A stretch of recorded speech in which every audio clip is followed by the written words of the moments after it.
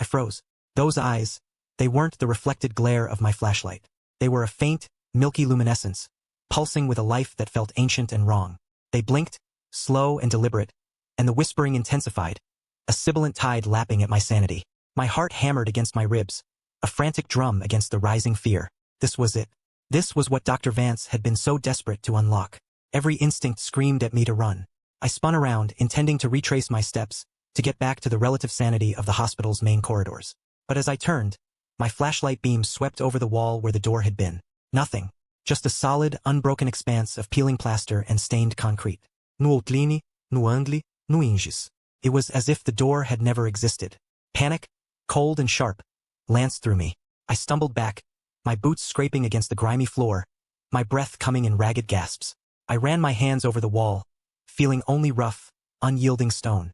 It was seamless, as if I'd imagined the whole thing. No, I whispered, the sound swallowed by the vast emptiness of the sub-basement. I pounded on the wall, the dull thud echoing my desperation. I checked the other doors, the ones I'd passed, praying one of them would lead back. They were all sealed shut, their surfaces as smooth and impassive as the wall that had swallowed my escape. There was no other way out. I was trapped. Hours later, or perhaps only minutes ere time had become a liquid thing down here.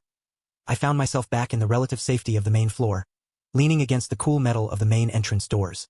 Mr. Henderson was there, as always, a hulking silhouette against the dim security lights. He looked up from his crossword puzzle, his eyes, roomy and ancient, narrowing slightly. "Alex, you look like you've seen a ghost." His voice was a gravelly rumble, and used to speaking much above a murmur. I tried to keep my voice steady. "Mr. Henderson, I found something. A door. In the west wing in that old storage area. It led down to a sub-basement. And there was another door, at the end of a corridor. And..." I trailed off, my mind replaying the glowing eyes, the vanishing entrance. He didn't even blink. He just shook his head. A slow, deliberate movement. "You're tired, son. Long shifts. This old place plays tricks on the mind."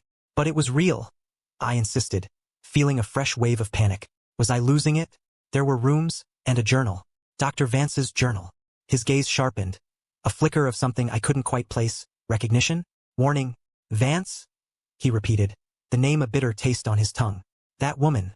She dabbled in things best left buried. Bad business. That wing, especially the levels below. It's not meant for us. Not for anyone. But the door, Mr. Henderson. It just disappeared." He sighed. A long, weary sound. "Some things, Alex, they come and go. Like shadows. Like whispers on the wind. Best not to go chasing after them. You do your rounds, you keep your nose clean, and you forget what you think you saw." He looked away, back at his puzzle, but I felt his gaze linger for a moment longer, a somber acknowledgement of a truth I was only beginning to grasp. His words did little to quell the gnawing fear, but they ignited a stubborn resolve. I couldn't just forget. I had to know. Armed with my flashlight and a desperate courage born of entrapment, I made my way back to the west wing. The storage area was just as I'd left it, dusty and forgotten. I ran my hands along the wall, searching for any anomaly, any imperfection. Nothing. I was about to give up, to accept Henderson's dismissal, when my fingers brushed against a subtle seam, almost imperceptible, hidden beneath layers of grime. It was faint, but it was there. With renewed hope, I pushed. The wall didn't budge. Disappointment washed over me, heavy and suffocating. But then a thought struck me. The journal. Vance's journal. She'd written about unlocking potential, about sensory deprivation. Maybe it wasn't just about physical force. I closed my eyes, picturing the symbols I'd seen on the walls, trying to recall their strange, unsettling patterns. I focused my intent, imagining the wall receding, the passage opening. And then I felt it. A subtle shift. A whisper of movement. I opened my eyes. The seam had widened. The door was back. Hesitantly, I pushed it open. The icy air rushed out again, and this time, the whispering was louder, more distinct. It wasn't pleading anymore. It was a hungry, insistent murmur. And under the final locked door at the end of the corridor, I saw a faint, flickering light, like a candle struggling against a draft. This was it. I had to know what was inside. Taking a deep breath, I charged the door, putting my shoulder into it with all my might. The wood groaned, then splintered, and the lock gave way with a crack. The door swung inward, revealing not a patient, but a stark, empty room. A single, worn leather chair sat in the center, and from it, a faint, chilling lullaby began to play. As I stepped inside, the door slammed shut behind me with impossible force, plunging the room into darkness as the lullaby grew louder.